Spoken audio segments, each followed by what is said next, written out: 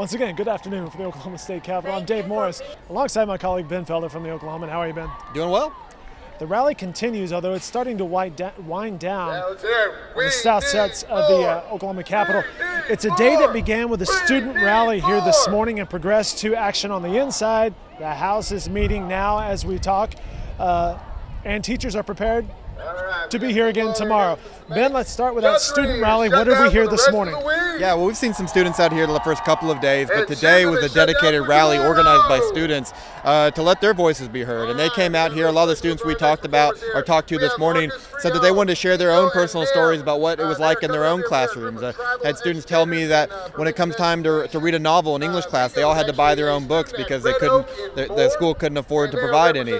I talked to a member of a band who said that since he's been in high school, the band fees have gone up several $100s, and he knows students that just can't be a part of band because they can't afford it. And so this morning it was really about students making their voices heard. And really what we've heard from teachers all week or the last few days has been that it is about the students. We entered last week with a focus on teacher pay. The legislature responded and provided an increase. And a lot of people have tried to say, well, why are teachers still out here when they've received a pay increase? But as we said before, I have not really encountered any teachers that have been saying that they're out here protesting and rallying for an increase in pay. What they say is they want the legislature to put more money into the classroom, and that's about students. And today we heard from some of those students.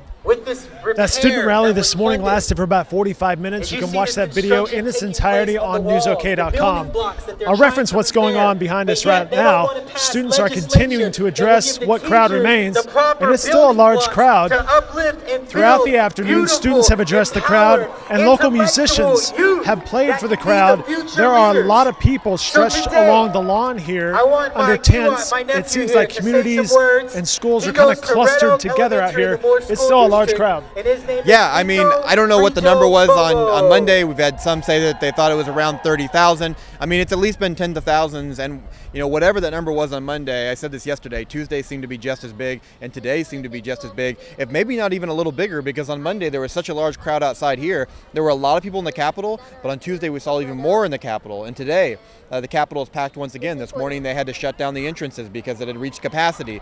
You have state troopers on each stairwell kind of trying to determine how many people can go up onto each floor to make sure that there's at least some safe passage to go through. And so the crowd is not dying down. I talked to a teacher today that she said, hey, the lawmakers are just trying to wait us out and we're not going anywhere. On day 3, that seems to be the case. Again, the rally continues behind us. Some Native Americans up there right now performing for the crowd. Oklahoma City schools are closed again tomorrow. What are we hearing about that? Yeah, well, for the 4th day in a row, our schools continue to be closed. Oklahoma City, Tulsa, Edmond. I mean, the list goes on. Pretty much it seems like almost all the schools that were closed on Monday are going to remain closed tomorrow. In fact, some schools have said they're just going to take off the rest of the week. And for a lot of districts, the position they're in is obviously they want to support their teachers. But also, if teachers aren't going to show, then they can't operate a school. And in a lot of cases, if you have about 20% of your staff or more that are out, you just can't operate a school. And so a lot of these schools are each day kind of taking polls from their teachers or surveys to determine how many plan to stay out here. And emphatically, teachers have been saying that they want to remain here at the Capitol. I talked to one teacher today who said, I asked her, I was like, how long are you prepared to be out here? And she said, well, at least 2 weeks. I know I can do that. And after that, I'll have to reassess and see what's going on. But I think some people thought, hey, a big crowd on Monday, let's see if it dies down. But I think it's kind of had the opposite effect. I've seen teachers here today that said, I wasn't out here Monday and Tuesday, but I'm out here today. So I think a lot of educators have seen the coverage, they're seeing the rally that's taking place, and they want to be a part of it. So it wouldn't surprise me if the crowds have gotten a little bigger and if they're going to continue to get bigger. It's definitely a bigger crowd today. In fact, at this time yesterday, there was really not many people out here at all. Right now, I mentioned it was starting to wind down. It may not be winding down. There's still a lot of people just standing around enjoying being here. You mentioned polls. OEA released a poll today indicating some support. Yeah, so they commissioned a poll from an independent pollster that showed that 68% of Oklahoma likely voters say that they support the walkout. And they claim that their polling from last week showed that 58% of voters supported a walkout. So they say that they have the majority of the public on their side, and that support is getting larger. Of course, depending on where the public is what's going to really make a difference for legislators inside the building. For a lot of them, they're thinking about their district and what's the public opinion in their district. And for some of these lawmakers, especially Republicans who are going back and might be facing a contested primary in just a couple months, they just passed a big tax increase last week, and they may not have the appetite to do it again, especially if they're having to answer for those votes. But the OEA says that they're going to continue to put pressure on lawmakers here, and according to their poll, if that's accurate, that they say the majority of the public, at least the majority of the voting public, is on their side. All right, so speaking of politics, the House of Reps, they met this afternoon. They adjourned at middle of the afternoon around 3, I believe. Currently, last we heard, they're inside debating a tax of third-party retailers such as Amazon's as a way of raising revenue. Yeah, so that's actually happening right now. So something may have happened as we're talking. But lawmakers were trying to pass this bill that would raise about $20 million for the General Revenue Fund. Democrats just moments ago made an effort to try to put an amendment to dedicate that money towards education. Some members on the floor said that they actually didn't think that the money needed to go to education. But there was a pause in the action. Lawmakers are crafting the amendment, and that amendment will be voted on, and we'll have to see what that looks like. So we don't know yet if the bill will pass or if the amendment to the bill will pass, which would dedicate that to education. But that would be about $20 million. The OEA has said that they want to see $200 million pumped into public school funding. Based on conversations I've had with education leaders, I think they're shooting for at least $100 million.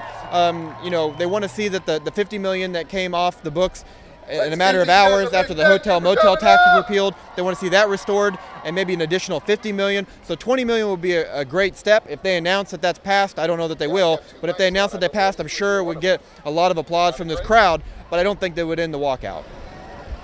Alongside Ben Felder, I'm Dave Morris with the Oklahoman. Ben, what are some of the storylines you're following as we head into tomorrow's editions of the Oklahoman? Yeah, well, I mean, we're continuing to follow the legislative process inside the building. We're continuing to wonder how many teachers are going to continue to show up, and the answer is a lot every day.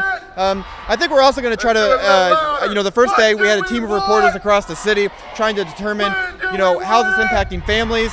I think we're going to try to do some more of that later on this week, especially tomorrow, because for a lot of families, even if they're supportive of the effort, this can be a big burden. This can be a challenge. I mean, I even saw some lawmakers on the floor that had their children with them. I assume that's because schools are closed, and that may not be a big deal. In fact, it may be kind of a fun field trip for their kids, but there are some families where, money is tight, and providing for child care, paying for a week of child care, especially, think about this in Oklahoma City. They just had 2 weeks of spring break. They were back for a week, and now it looks like they're going to be out for at least another week. I mean, so that's 3 out of 4 weeks that some families are having to try to provide child care. A lot of organizations, museums, churches that are trying to kind of step in and provide some of those services. Yeah, I mean, we want to try to get a better sense for kind of how this is impacting the community, because all the attention is here at the Capitol, and rightfully so, but this teacher walkout is impacting every corner of the state and lots of communities. Yesterday we saw a group from Moore walk from the south side up to the state capitol. We heard that a group from Tulsa was going to begin marching today.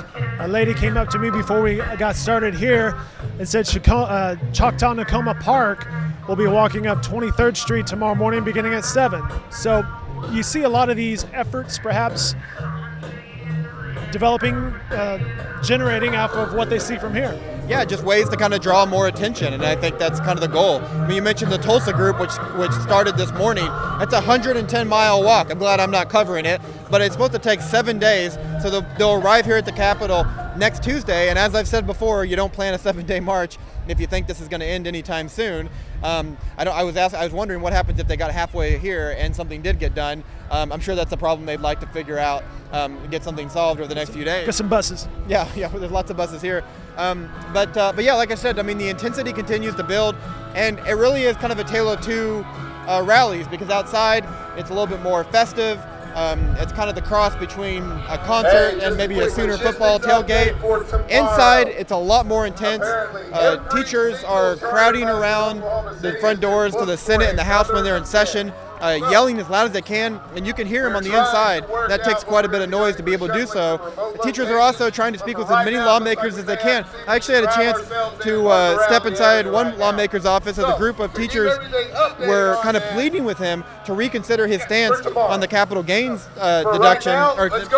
And what was his reaction? How'd that go? Well, he continued to tell them that he wasn't going to change his mind, and he tried to do it in kind of a an empathetic way of like, I understand what you're saying, but I'm not going to change my mind. And one teacher finally just said, I'm going to pray that you change your mind. I mean, she was praying and pleading with him to change his mind, and that's really what the scene is. I mean, a lot of lawmakers aren't talking. Their doors are shut. They're not meeting with teachers, but some are. There are a lot of Democrats who says they're trying to push for some funding sources. They're coming out to the rotunda, kind of cheering on the crowd.